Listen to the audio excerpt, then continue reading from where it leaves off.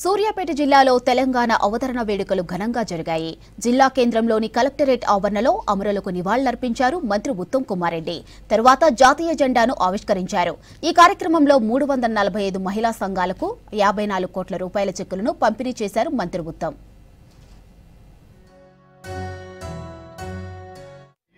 రాష్ట్రమంతటా తెలంగాణ అవతరణ వేడుకలను వైభవంగా జరుపుకుంటున్నాం. ఈ సందర్భంగా సూర్యాపేట జిల్లా ప్రజలకు శుభాకాంక్షలు. స్వరాష్ట్ర సాధన పోరాటంలో అసూలు బాసిన అమరవీరులకు ఘనంగా నివాళులర్పిస్తున్నాను. ఎందరెందరో అమరవీరుల త్యాగాల పునాదుల మీద ఏర్పడిన తెలంగాణ రాష్ట్రం ఈ రోజు అన్ని రంగాల్లో అగ్రగామిగా నిలుస్తుంది.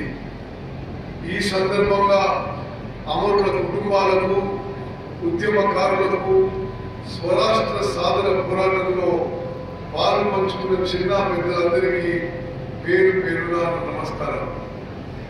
ప్రత్యేక తెలంగాణ రాష్ట్ర ఉద్యమ స్ఫూర్తిని, నాటి ఉద్యమ తీరును, అమరుల త్యాగాలను ఒకసారి మనం గుర్తు చేసుకోవాల్సిన బాధ్యత మనపై ఉంది.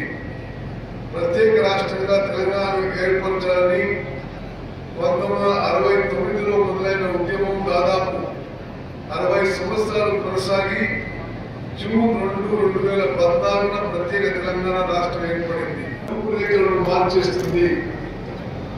ఆడబిడ్డలకు అండదండలు, ఆడబిడ్డలకు ఆనందంగా ఉన్న ఇంట మహాలక్ష్మి తాండవిస్తుంది.